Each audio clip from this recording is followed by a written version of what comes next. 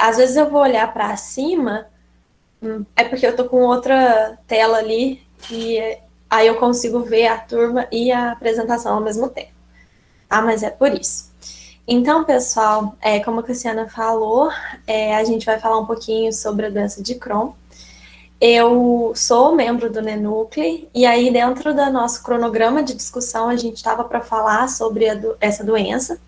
E aí os alunos, né, da graduação pediram para eu falar um pouquinho mais aprofundado na parte de fisiopatologia e da dietoterapia. Vou fazer uma breve apresentação minha aqui. Para quem não me conhece, meu nome é Tamires, né? Eu sou nutricionista formada pela UFLA desde 2019. E no mesmo ano, eu entrei no programa de pós-graduação em Nutrição e Saúde. Eu sou orientada pela professora Andresa. E ano passado eu fiz uma outra pós-graduação em abordagem multidisciplinar da terapia nutricional pela Faculdade de Medicina de Ribeirão Preto, da USP. Eu fiz aqui uma agenda, né, para a gente seguir. Eu sei que o foco, a proposta da nossa aula é falar mais sobre a fisiopatologia e a dietoterapia na doença de Crohn, mas tem alguns pontos que eu gostaria de falar com vocês mais brevemente, porque como é uma aula aberta, pode ser que muitas pessoas ainda não tenham feito Dieto 1, que é a disciplina na UFLA que a gente vê, né, a doença de Crohn, e pode ser que tenha gente que já tenha feito, mas é importante dar uma relembrada. Então, vou passar mais rapidamente em alguns pontos, só para a gente entender melhor a fisiopatologia e a dietoterapia. E também deixo claro que não há nenhum conflito de interesse, nem da minha parte, nem do núcleo, com qualquer produto, marca ou revista que possa ser mencionada nessa aula. Para a gente começar, então, eu vou falar um pouco de alguns pontos que definem a doença de Crohn. Ela é uma doença inflamatória intestinal. Então, dentro do grupo dessas doenças inflamatórias intestinais, a doença de Crohn e a retocolite são as mais predominantes. As duas, elas se diferenciam pelo tipo de inflamação e pelo local de inflamação.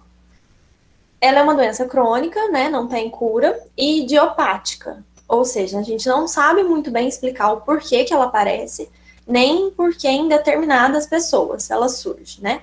Ela costuma aparecer no início da fase adulta, né, entre os 15 e os 30 anos, mas acomete crianças também. E atinge homens e mulheres na mesma proporção. Os pacientes que têm essa doença, eles apresentam fases ativa da doença e fases de remissão. A fase ativa seria como se o paciente estivesse em crise da doença, onde ele vai sentir os maiores efeitos da doença, né, os maiores sintomas, a maior parte prejudicial da doença aí. E a fase de remissão é como se a doença estivesse adormecida, né? Não significa que a pessoa está curada. A qualquer momento pode vir uma crise, mas tem essas duas fases nessa doença. Tendo dito esses conceitos, a definição, né, algumas características da doença de Crohn, a gente pode dizer que ela é uma doença que acomete todo o trato gastrointestinal, desde a boca até o ânus, mas principalmente o ilho terminal, o seco, cólon e a região perianal, né, ali perto do ânus. Ela tem um acometimento transmural da mucosa, ou seja, ela atinge todas as camadas de mucosa e ela é segmentar, ou seja, dentro do trato gastrointestinal acometido vão ter partes doentes e partes saudáveis, tá? Então, em momentos, em locais onde tem inflamação e locais onde não tem. E ela pode se apresentar formando grânulos ou fístulas, ou as duas coisas ao mesmo tempo. Eu trouxe uma imagem aqui de um artigo do ano passado, que ele mostra os principais locais de acometimento, né? Aqui, uma doença de Crohn atingindo, né, o ilho secal, uma colite de Crohn, nessa segunda imagem, que é quando atinge o cólon, e segmentar, esse aspecto que eu falei para vocês, está bem representado aqui nessa imagem. Esses pedaços em vermelho significam pedaços doentes, né, e aqui em cinza, pedaços saudáveis. E também a doença de Crohn que forma fístulas. A gente vai ver outras fotos mais para frente. Bom, a pessoa que apresenta a doença de Crohn, ela tem alguns sintomas, né? Então, o que ela vai sentir clinicamente, né? O que ela vai te relatar que ela está sentindo? Principalmente diarreia e dor abdominal, são os principais sintomas. Algumas pessoas podem sentir a palpação, né? Quando apalpa a região do abdômen, uma massa. Essa massa, ela indica a presença de obstrução intestinal, né? Ela pode indicar a presença de uma obstrução. Outro sintoma bem comum é a perda de apetite e, por consequência, também a perda de peso. Febre é muito comum, sangramento retal e anemia. Anemia por perda de sangue com as fezes, né, de forma visível, né, um sangue mais vermelho ali, visível, e o sangramento oculto, que seria aquelas fezes mais escuras, indicando um sangramento mais interno, né, mais profundo. E aí a pessoa que apresenta esses sintomas, ela vai fazer, né, um diagnóstico. E existem alguns exames que a gente pode usar para diagnosticar a doença de Crohn. Entre eles, exames de imagem, né, endoscópico, radiológico, histológico, bioquímico, vários tipos. Mas o padrão ouro, né, o exame mais que garante uma certeza do diagnóstico e o mais utilizado é a colonoscopia, que é um exame endoscópico, né, que ele é feito pelo ânus, é como se fosse uma endoscopia gástrica, mas feita pelo ânus. Não é um exame tão comum, então não sei se todo mundo já ouviu falar. Ele é um exame recomendado a se fazer a partir dos 40 anos, mas quem tem casos na família de doença inflamatória intestinal, né, alguma das doenças, costuma fazer mais cedo. E também a biópsia da mucosa, né, para identificar como que está aí essa mucosa intestinal. Outros exames que são feitos é o hemograma completo e também é pedido parâmetros de inflamação, função renal e hepática também é comum ser pedido. E o outro exame, a calprotectina fecal. Na verdade, esse aí é um exame de fezes, né? Essa calprotectina fecal, ela é um biomarcador que ela fica elevada durante o processo inflamatório. Então, ele é um exame utilizado durante o tratamento, para ver como que está o tratamento dessa doença, para evitar ter que fazer algum exame mais invasivo, tá? E outros exames que são feitos, a ultrassom e a ressonância magnética, vi alguns estudos falando também sobre a tomografia, mas eles são exames de imagem que conseguem ver a extensão, né, o tamanho do acometimento dessa doença no trato gastrointestinal. E a ressonância também, a partir dela, se consegue distinguir o tipo de lesão que está sendo acometido nesse paciente. Bom, então, eu trouxe aqui algumas formas clínicas. Se a gente pegar esses exames de imagem, ou se pegar o intestino dessa pessoa, o que a gente vai ver, né, a olho nu, como que essa doença se apresenta? De 3 formas ao mesmo tempo, ou não, né? Então, a gente vai ver locais com inflamação, locais com estenose, e o que é a estenose? Ela é uma obstrução no intestino. E como que ela acontece? O intestino é como se fosse um tubo, né? Um tubo de PVC, por exemplo. Ele tem um diâmetro específico, e aí, conforme as paredes elas vão sendo inflamadas, o corpo tende a tentar cicatrizar essa inflamação. E aí, de tanto processo fibrótico que vai fazendo na parede desse intestino, ele vai diminuindo ao ponto de não passar mais nada, né? Então, forma uma obstrução intestinal. E também as fístulas, né, que é uma conexão do intestino com outros órgãos. É como se o intestino, o tecido do intestino, ele grudasse com os tecidos adjacentes, né, formando um tubo, um caminho. E qual que é o grande problema da fístula, né? Liberar conteúdo intestinal para outros órgãos ou cavidade abdominal. Essas fístulas, elas podem ser enterocutâneas, né, que sai para fora mesmo da pele, enterovesical, que é com a bexiga, enterovaginal, com o útero, enteroentérica, enterocolônica, vários tipos de fístula aí que a gente tem. Então, eu trouxe algumas imagens, aqui também uma representação em desenho, né, que a fístula é exatamente isso que eu falei, né, como se o intestino ele grudasse com os tecidos adjacentes até formando um caminho, né, e liberando todo o conteúdo. E a estenose seria esse estreitamento. E eu trouxe algumas imagens de colonoscopia, são exames de pessoas com doença de Crohn mesmo, de relatos de casos publicados, tá? Então, aqui, ó, nessa colonoscopia, a gente consegue ver a estenose bem pronunciada aqui. Tá vendo que tá um buraquinho bem pequeno para passagem, né, do exame.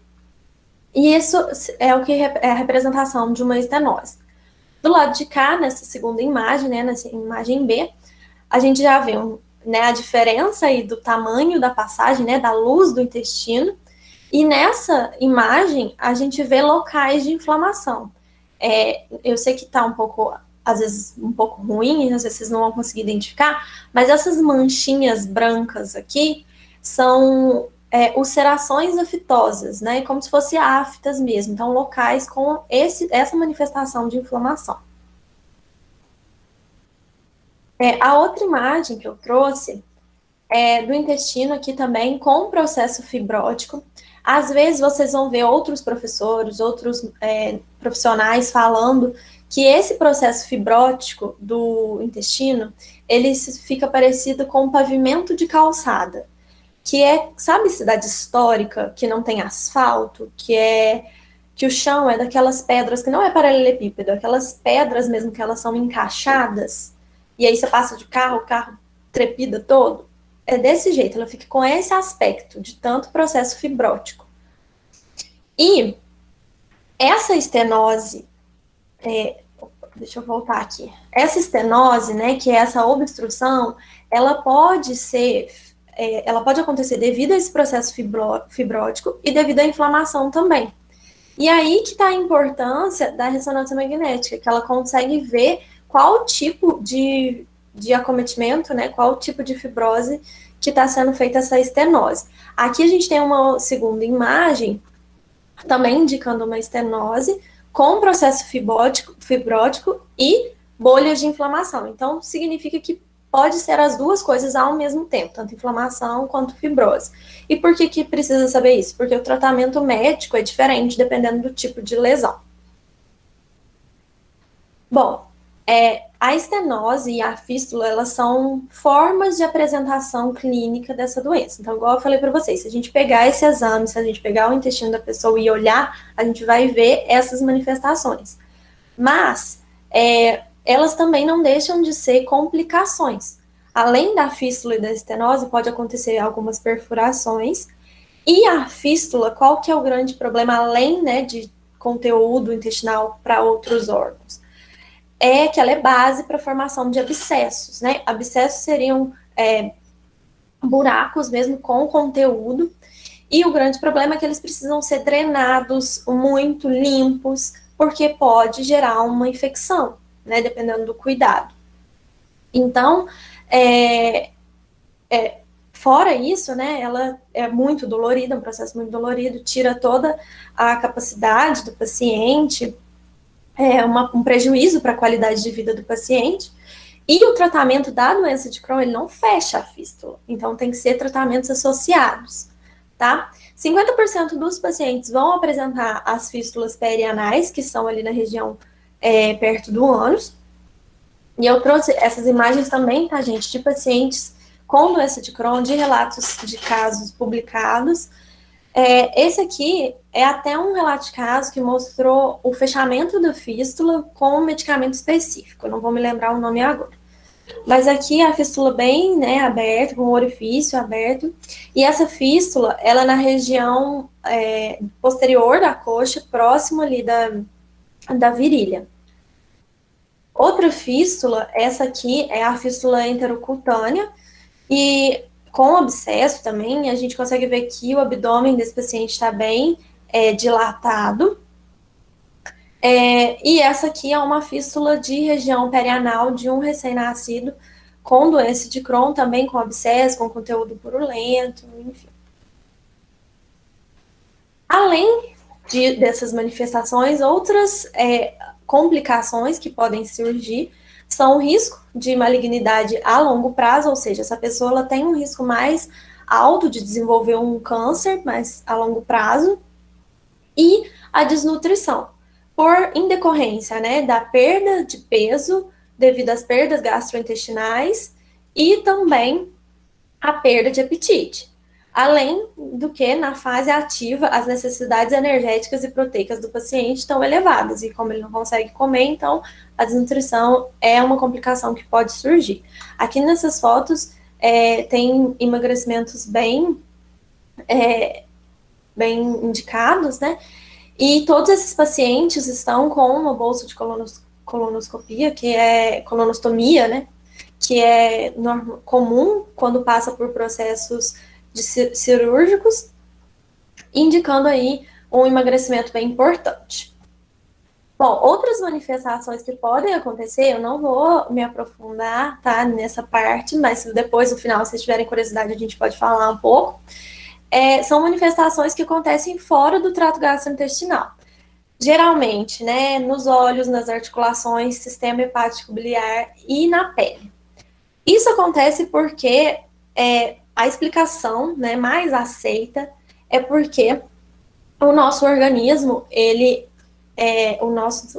o organismo da pessoa que tem a doença de Crohn, ele reconhece esses locais fora do intestino como partes iguais às das bactérias intestinais que eles atacam. Então, a gente vai ver melhor na fisiopatologia, na hora que a gente entrar na fisiopatologia, mas, em resumo, o sistema imunológico ataca as bactérias intestinais. E aí, por um defeito, ele não reconhece, não consegue diferenciar as bactérias de outros locais fora do trato gastrointestinal e acaba acometendo também, dando essas outras manifestações. Bom, trouxe aqui alguns tratamentos também convencionais em relação à medicação. São usados uma série de classes de medicamentos, anti-inflamatório, antibiótico, imunossupressor, antifator de necrose tumoral alfa, anti-integrinas e interleucinas também são todas essas classes de medicamento utilizadas por pacientes, né, que têm a doença de Crohn. E outra opção, não diria tratamento, né, uma opção é a cirurgia. Na verdade, ela é a última opção, porque ela não cura, né, ela não consegue curar o paciente e depois de 1 a 3 anos os pacientes voltam a ter episódios de doença ativa. E dependendo também do tamanho e do local que faz essa ressecção é a retirada, né, do pedaço inflamado do intestino, o paciente pode sofrer com uma má absorção, pode acabar tendo que ficar com uma ostomia permanente, que são aquelas bolsinhas que eu mostrei para vocês. Algumas pessoas passam pela cirurgia, ficam com as bolsas, mas conseguem reverter. Dependendo do local, não é possível.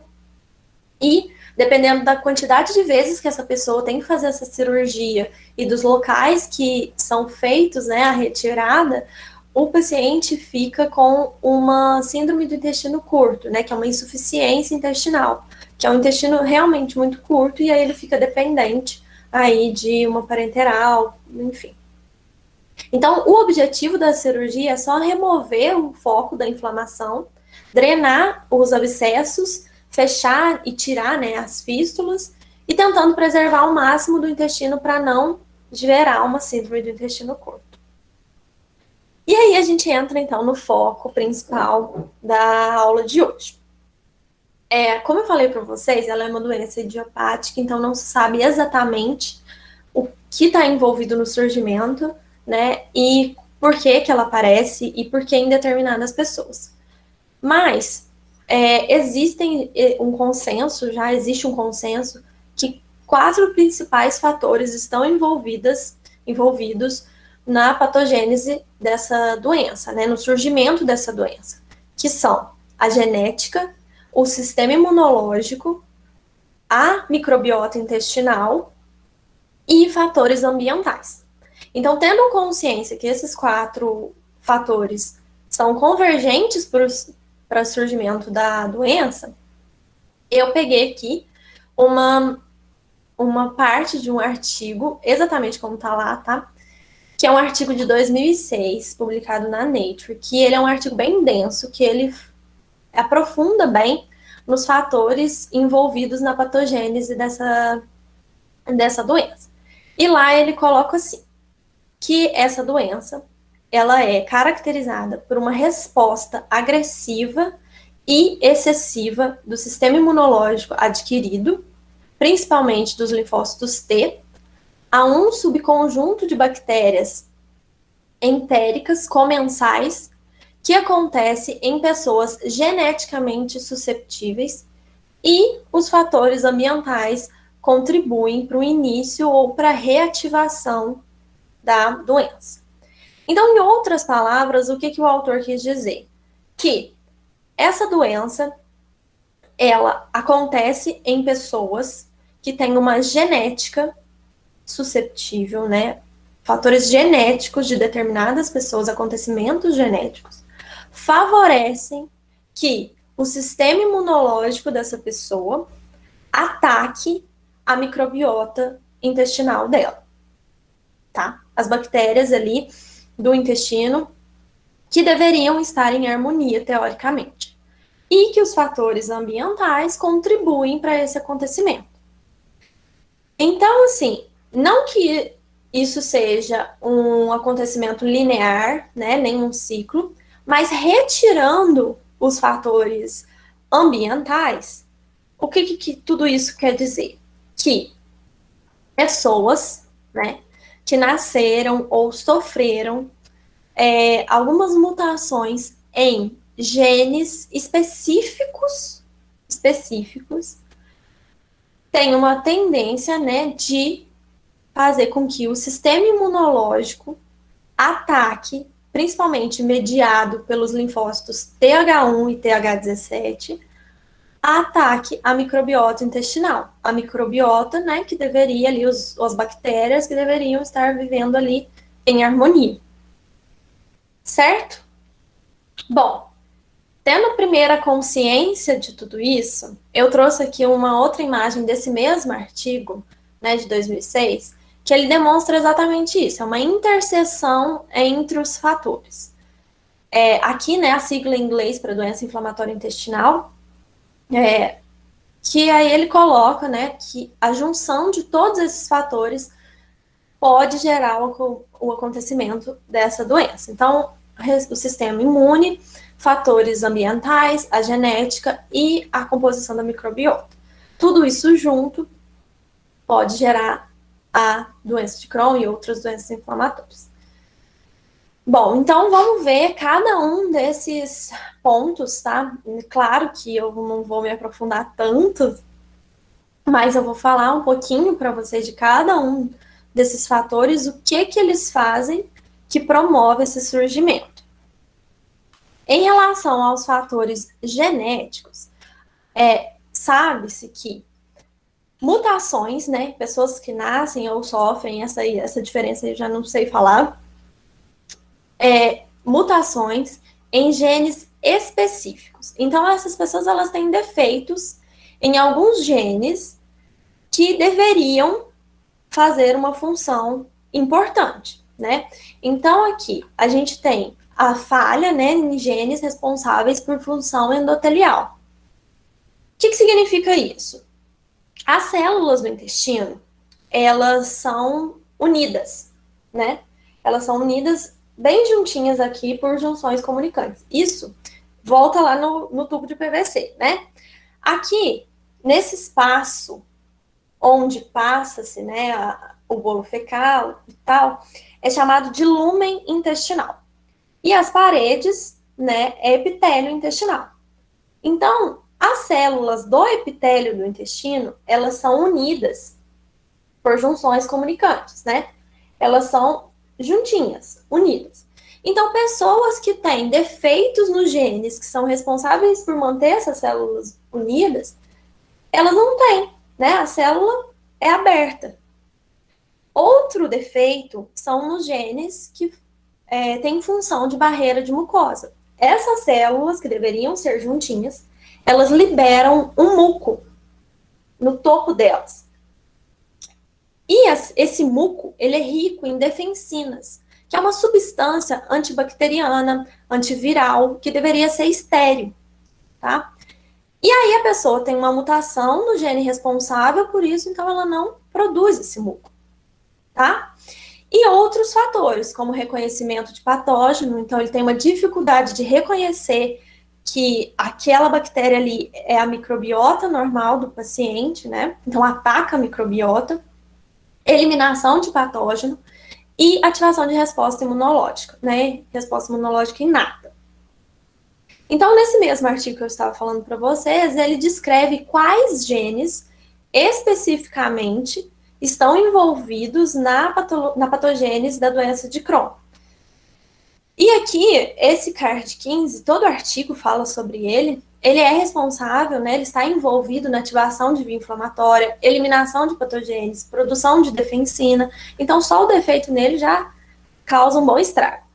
E os outros genes também, as outras mutações responsáveis por função epitelial, via inflamatória, transporte de outras substâncias. Então, deixando claro que aqui que os fatores genéticos seriam mutações em genes que têm funções importantes para a saúde intestinal. E aqui o que eu falei do muco, esse artigo aqui de 2016, ele traz essa imagem comparando a mucosa, né, de uma pessoa normal com a pessoa com doença de Crohn. Então, aqui, as células, né, do epitélio intestinal, elas liberam essas defensinas que deveriam ser estéreis, né, e impedir a entrada dessas bactérias que vivem no lumen intestinal, da microbiota. Pessoa que tem a doença de Crohn, por esses fatores, né, essas mutações genéticas, essa falta de produção de defensina, as bactérias vão invadir, certo? Então, basicamente, a questão genética envolvida bem por cima, é essa, tá? E aí a gente tem os fatores imunológicos. Não existe falar de uma doença inflamatória sem falar, né, de fator imunológico, de sistema imunológico. Deixando sendo bem prática aqui, essa imagem, ela representa a resposta imunológica. Se a gente abrisse a célula, né, e fosse possível abrir o intestino e ver lá o que as células estão fazendo ao olho nu, né, a gente veria exatamente essa resposta. Então, observem que nessa imagem, aqui, ó, na mucosa, é uma camada, né, as células intestinais e uma camada de mucosa. Essas luazinhas vermelhas representam, né, as bactérias do intestino, do lumen intestinal. E aqui aonde elas estão penetrando, ó, você vê que não tem muco. Então tá até escrito, né, barreira de mucosa prejudicada. Então é onde elas entram. E, né, disruptura nas junções comunicantes. Então facilita ainda mais a entrada. Quando elas entram, tem ativação do sistema imunológico inato, né, por células dendríticas e macrófagos, que liberam citocinas inflamatórias, citocinas e interleucinas pró-inflamatórias, né? Interleucina 1, interleucina 6, fator de necrose tumoral alfa, aí para quem já fez imuno, né? E essa liberação induz a diferenciação das células T, né, dos linfócitos T, em TH1 e TH17, que são as células que medeiam essa resposta intestinal nessa doença, e elas liberam ainda mais citocinas pró-inflamatórias, né? Ela libera ainda mais fator de necrose tumoral, libera ainda mais interleucina 6, ainda mais interferon gama, ainda mais outras citocinas inflamatórias. E qual que é o problema? O corpo dessa pessoa sozinho não consegue cessar essa inflamação. Por isso, aquela quantidade de remédio imunossupressor, interleucina, anti-fator de necrose tumoral, porque essa inflamação não cessa sozinha. Bom, e aí a gente vem para os fatores ambientais, né? O que significa isso? Significa que os nossos comportamentos, os nossos hábitos, o local onde a gente vive, tudo isso está envolvido no surgimento da doença, né? No surgimento ou na reativação da doença para paciente que já está em remissão. Alguns fatores que são bem citados: a exposição solar, por conta da vitamina D. Já foi demonstrado em alguns estudos que a falta da vitamina D, né, a deficiência, ela pode estar envolvida no surgimento de doenças inflamatórias. Teve um estudo bem interessante também nos Estados Unidos, que comparou mulheres que viviam em regiões mais solares, né, que batiam mais sol, tinham chance menor de desenvolver doença inflamatória intestinal comparado às que não viviam nesse local. Ambiente higiênico. O ambiente onde a gente vive, ele contribui para a formação da nossa microbiota intestinal. Então, viver em ambientes muito estéril, muito limpos, extremamente limpos, sem contato com outros tipos de micro-organismo, pode ser prejudicial para a nossa microbiota intestinal. A desbiose e a alimentação, elas estão muito relacionadas, né? O que é desbiose? É uma alteração da microbiota saudável, tá? Então, significa que a gente vai ter mais bactérias negativas na flora intestinal do que as bactérias positivas, tá? E algumas bactérias que já foram descritas, né, cepas de bactérias que foram descritas como prejudiciais seriam as bacteroidetes, enterococos, E. coli, e as positivas, as bifidobactérias e os lactobacilos, tá? Então, a nossa alimentação, ela dá um ambiente favorável para que essas bactérias sobrevivam lá no intestino. Então, uma dieta rica em frituras, óleos, carnes, ela já foi descrita como uma dieta prejudicial. E uma dieta com fibra, né? Aí com fruta, legume, verdura, ela é uma dieta mais que ajuda, né, a manter essas bactérias boas no intestino. E o que essas bactérias fazem, né? O metabólito delas, né, que são os ácidos graxos de cadeia curta, né, as bactérias positivas, principalmente a bifidobactéria e o lactobacilo, o metabólito deles, né, o que eles produzem lá dentro do intestino, que são os ácidos graxos de cadeia curta, principalmente o butirato, eles são alimentos, tá, das células intestinais, deixando elas, vamos dizer, entre aspas também, mais fortes, né? Então, aumentando a questão da barreira da mucosa, né, fazendo mais liberação de mucosa, tendo mais junção comunicante, fortalecendo essa questão endotelial, tá? Outro fator ambiental relacionado ao fumo, que já foi identificado como prejudicial na doença de Crohn. A falta de sono, dizem que menos de 6 horas de sono é prejudicial, assim como estresse psicológico, que significa doenças psicológicas, né? Depressão, ansiedade, estão relacionadas com o surgimento das doenças inflamatórias. O uso de anti-inflamatórios não esteroidais e antibióticos. Antibióticos muito a ver com a desbiose também, porque o uso recorrente, né, deles pode alterar a nossa microbiota. E quando a gente usa um antibiótico por um fim determinado, por uma infecção específica, ela, né, atinge todo o corpo, então pode cometer, né, a microbiota intestinal também. E aí eu trouxe uma imagem de um outro artigo também do ano passado, que coloca os mesmos fatores, e ainda coloca a questão da atividade física, né, que pode também ajudar a modular a microbiota intestinal, e a cirurgia de apêndice, tá? Isso, alguns estudos mostraram que em pessoas com doença de Crohn, as que já tiveram feito a retirada do apêndice, tinham mais, a doença aparecia antes, tá? Do que as pessoas que não tinham feito. Mas isso aí, né, não é uma via de regra também, tá? E aí a gente entra na dietoterapia para ir finalizando. Eu trouxe aqui para vocês um guideline, né, que é uma diretriz publicada no ano passado pela ESPEN, que, para quem não sabe, né, é a Sociedade Europeia de Nutrição Enteral e Parenteral. E quando a gente tem, né, um guideline publicado por uma sociedade respeitada, especialista, a gente pode basear a nossa conduta em cima desse guideline. Então, eu preferi trazer as recomendações que constam nele, tá? Ele é um guideline que ele tem acesso aberto no PubMed, tá? Então, se vocês tiverem interesse também, a gente do núcleo pode disponibilizar, mas é um documento aberto. Ele tem 40 recomendações baseadas em estudos, em opiniões de especialista, em consensos, tá? E ele tem, né, 40 recomendações sobre o tratamento nutricional de doença inflamatória intestinal.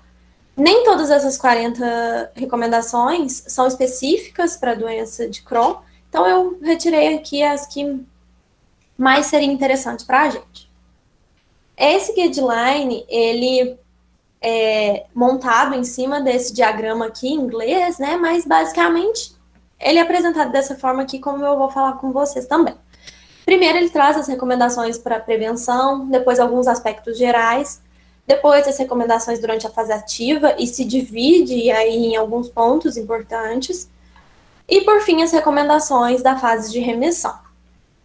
Então, para a prevenção, eles colocam que a primeira recomendação é manter uma dieta rica em frutas e vegetais e ômega 3 e pobre em ômega 6. Os estudos que pautaram essa recomendação demonstraram que dietas ricas em ômega 6, ácidos graxos poliinsaturados, carnes, elas são prejudiciais, tá? E a segunda recomendação é sobre o aleitamento materno, que tem aí um papel na prevenção dessas doenças inflamatórias. Entrando nos aspectos gerais, a primeira recomendação é sobre a triagem da desnutrição. Como eu falei, né, a desnutrição, ela piora o prognóstico do paciente. Então, triar esses pacientes com ferramentas validadas e tratar tanto adultos como crianças. Em relação às necessidades calóricas e energéticas, elas são iguais para as pessoas saudáveis. Em relação à recomendação de proteína, na fase ativa, recomenda-se ser mais hiperproteica e na fase de remissão, mais normoproteica, certo? Outra recomendação é sempre cuidar, né, avaliar a questão da deficiência de vitaminas e minerais. Geralmente é necessário suplementar a vitamina D, zinco e ferro, mas precisa acompanhar e ver a necessidade. Em relação ao ferro, todos os pacientes com anemia eles devem ser suplementados com ferro e durante a fase de remissão usar o ferro oral, caso, né, o paciente tolere, porque tem um gosto bem ruim, e durante a fase ativa fazer essa suplementação via intravenosa se a hemoglobina estiver abaixo de 100. E aí a gente entra na fase ativa, né? A primeira recomendação é que não existe dieta que induz remissão, tá? Então não existe uma dieta específica que vai tirar a pessoa da crise, tá? Em caso de fístula de alto débito, infusão parenteral de fluido e eletrólito é necessária para evitar a desidratação. E em caso que o paciente apresenta a estenose, né, a obstrução, a consistência da dieta ela precisa ser mudada, né, ser adaptada. E se ele tiver com enteral, essa colocação da enteral precisa ser longe dessa obstrução para que ela possa, então, né, ser absorvida e digerida da forma correta. Em pacientes adultos e crianças tratados com medicamento esteroide, é preciso fazer a suplementação de cálcio e vitamina D para evitar a baixa densidade mineral óssea. Tá? Outras recomendações é sobre a hiperoxalúria. O que é isso, né? É aquele paciente que não consegue eliminar o oxalato pela urina de forma correta. Esse oxalato reage, né, com o cálcio e acaba gerando cálculo no trato urinário, tá? Esses pacientes têm que ser orientados porque eles podem cursar com a má absorção de gordura, então aí apresentar estatorreia, enfim, e fazer a restrição de oxalato para os pacientes que apresentam cálculos recorrentes, né? Tem várias crises de cálculo aí. E aí precisa fazer a restrição do oxalato, que é presente nas frutas e chás principalmente. Dieta de exclusão, né? Excluir algum alimento. Ela não é recomendada, mesmo que o paciente tenha alguma intolerância específica.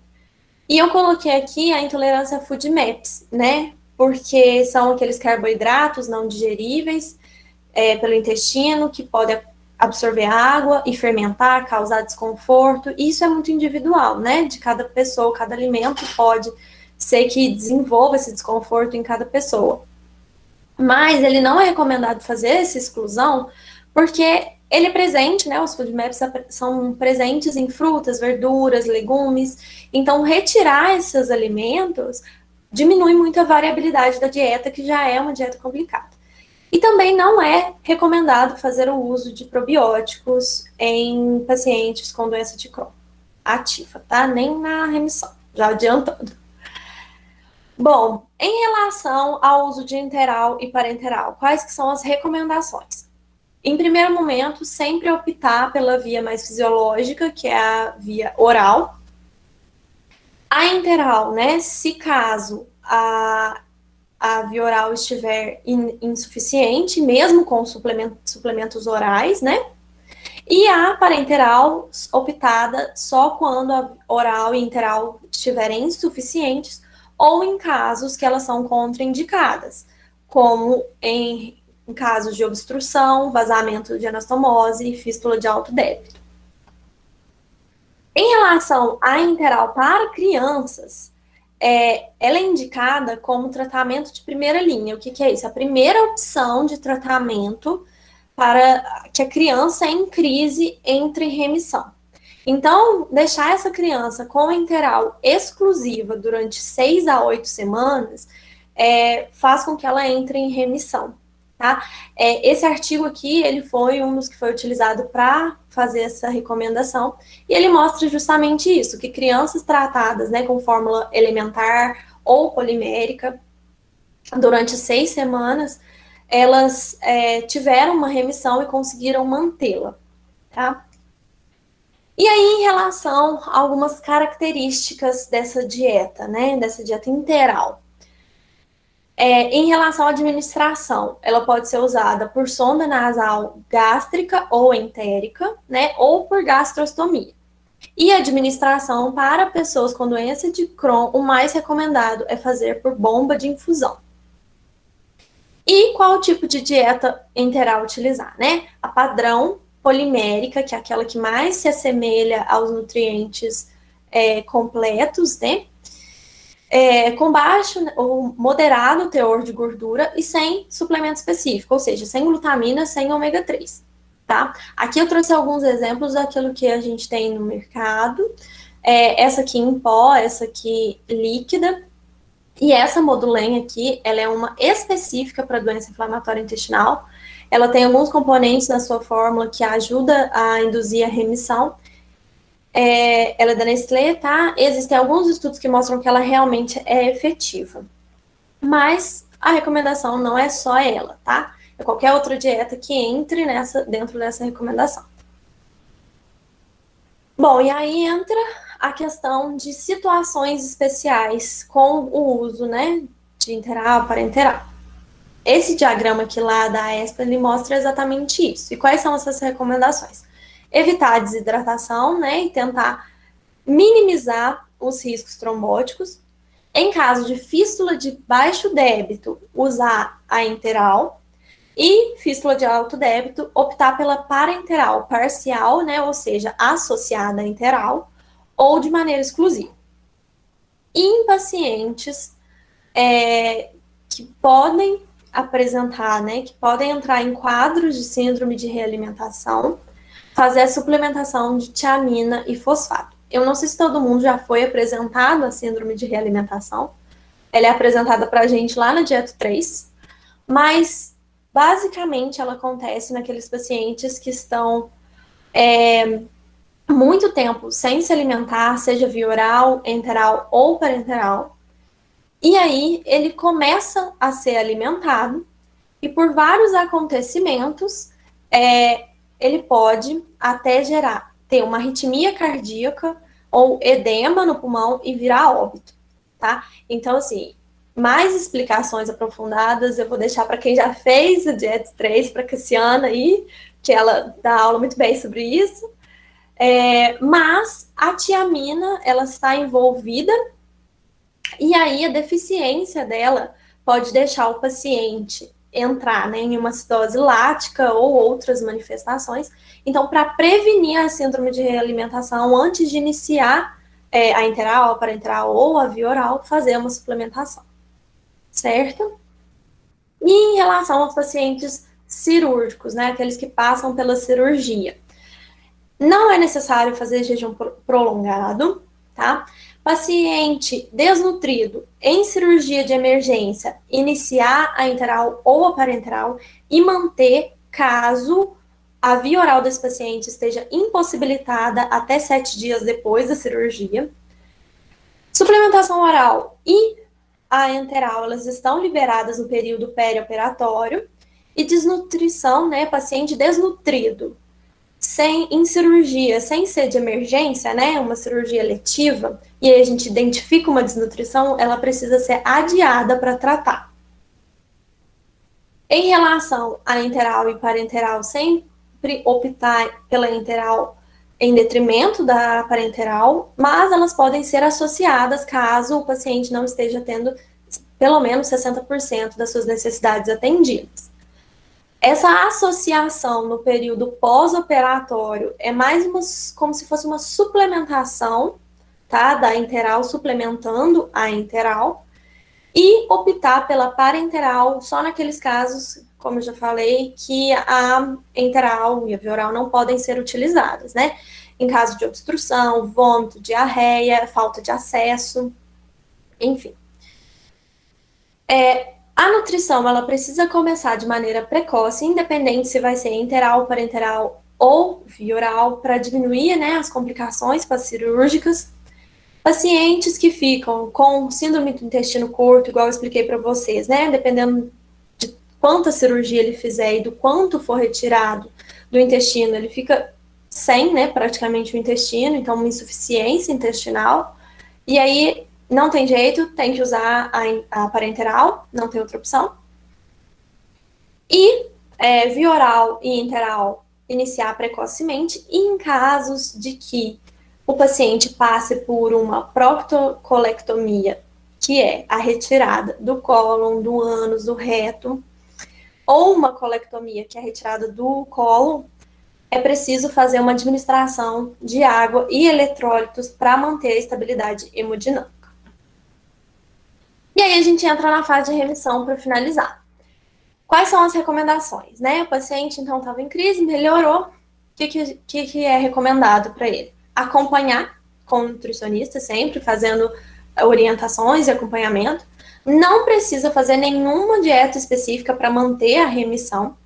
Não precisa suplementar ômega 3, nem prebióticos, nem probióticos. E cuidado com o teor de fibras, porque se esse paciente tiver uma estenose, pode ser perigoso. E também que os prebióticos também não têm nada indicando que eles são bons, assim como os prebióticos também não tem nada indicando que eles são bons para a pessoa com doença de Crohn. Enteral e parenteral não mantém remissão, então não precisa usar como primeira opção, tá? Se o paciente passar por uma retirada do ilho ou da válvula iliocecal, precisa suplementar B12, porque é nesse local onde ela é absorvida. E no caso de paciente que vai seguir utilizando o anti-inflamatório, precisa fazer uma suplementação de B9 por conta de interação fármaco-nutriente, então há uma má absorção dessa vitamina. As últimas recomendações são sobre gestante em doença de Crohn, que elas precisam ser acompanhadas e, caso necessário, fazer uma suplementação de ferro e B9, e aquelas que amamentam em fase de remissão, serem acompanhadas quanto ao seu estado nutricional. E as últimas recomendações são que, durante a remissão, é recomendado fazer exercícios resistidos, e se o paciente estiver em sobrepeso ou obesidade, durante a remissão, estimular a perda de peso. Certo? Pessoal, essas são as recomendações, né, que eu trouxe para vocês. É como eu falei, quando a gente tem uma diretriz, um guideline de uma entidade que a gente pode confiar, então é melhor basear as nossas condutas em cima daquilo. era isso que eu tinha para falar com vocês. Eu vou passar aqui as minhas referências, são bastante. Se alguém tiver interesse em alguma, em algum documento, algum artigo, a gente pode se disponibilizar também. E aí, estou à disposição. Se alguém tiver dúvida, quiser discutir, quiser conversar sobre, estou à disposição.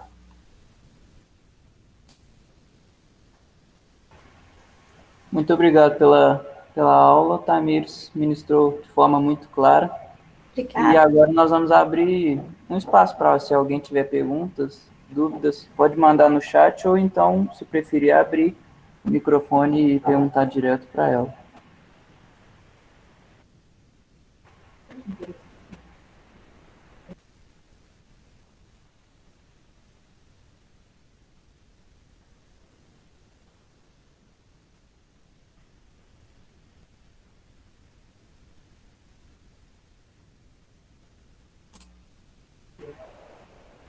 A Mariane fez uma pergunta aqui no chat, vou ler para você, viu, Tamires? Eu tenho uma dúvida em relação à perda de apetite. Quando se é diagnosticada a doença de Crohn, ela aparece de acordo com o tempo? Ou quando já se tem, já vai aparecendo a perda de apetite? Então, a perda de apetite, ela é um dos principais sintomas, né? Então, quando a pessoa, ela tá aí durante uma crise, principalmente, porque geralmente os sintomas, eles aparecem durante a crise, né? Então, ele já começa a sentir essa perda de apetite, já não quer comer, já sente desconforto também ao se alimentar. Tem pacientes que relatam esse desconforto. E acho que é isso, né? E ela pode piorar de acordo com o tempo, com a manifestação da doença, né? Mas não sei se eu respondi. Acho que é isso. A Karen Rodrigues perguntou: na fase de remissão, a recomendação de proteínas seria 1 grama por quilo, mas como é recomendado o exercício resistido, essa recomendação pode aumentar de acordo com a prática, ou melhor manter a recomendação para a doença de Crohn? Entendi. Então, Karen, essa recomendação de manter, né, normoproteica durante a fase de remissão, isso também depende muito da pessoa, né? Então, assim, não adianta a gente botar uma proteína muito baixa para uma pessoa que já pratica exercícios e tudo mais. Porém, quando essa pessoa entra em remissão e começa a ter, né, uma atividade normal, pode passar a fazer exercícios, essa recomendação pode mudar sim, tá? Essa recomendação, ela quer dizer só que durante a fase de remissão não precisa de muita coisa para manter a remissão de proteína. Mas durante a fase ativa que é necessário proteína por conta, né, da alteração metabólica, do aumento das necessidades, por conta da atividade da doença, certo? Imagina. Tamires. Oi. Boa noite. Boa noite. Meu nome é Osmar, eu sou pediatra. Excelente palestra, excelente didática, está de parabéns. Obrigada. Uns apertos que a gente passa, criança quando entra em quadro de franco, de desidratação devido à diarreia, existe muita dificuldade da parte de vocês, nutricionistas, em hidratar e nutrir ao mesmo tempo, por causa do volume? Sim. Nesse caso, geralmente quando a criança tem diarreia muito forte, a interaula não é capaz, né, de manter. Então a criança, ela tá com perda. Então talvez optar aí por uma hidratação por outra via é uma questão bem difícil de manter a hidratação mesmo por causa das perdas constantes. Obrigado. Imagina. Mais alguma dúvida, pessoal? Pelo chat ou microfone? Alguém?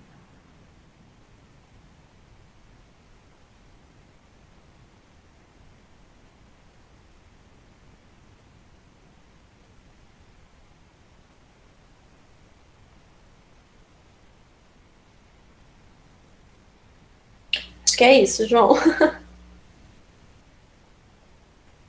Boa noite, gente.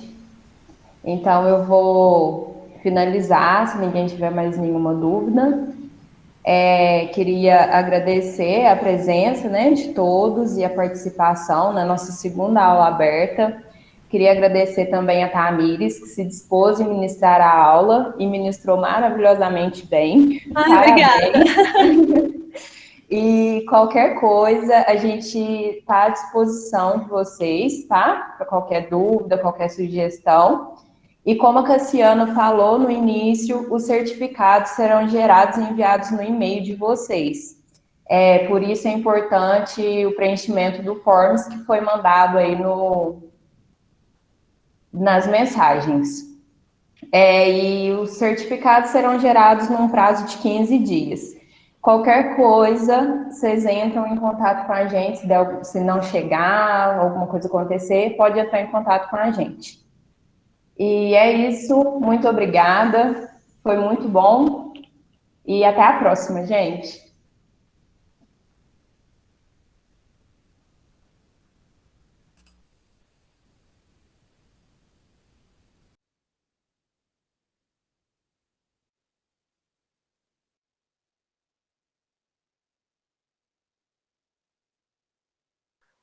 Ô, gente do Nenúcleo, a gente vai permanecer aqui para conversar alguma coisa? Sim. Podemos.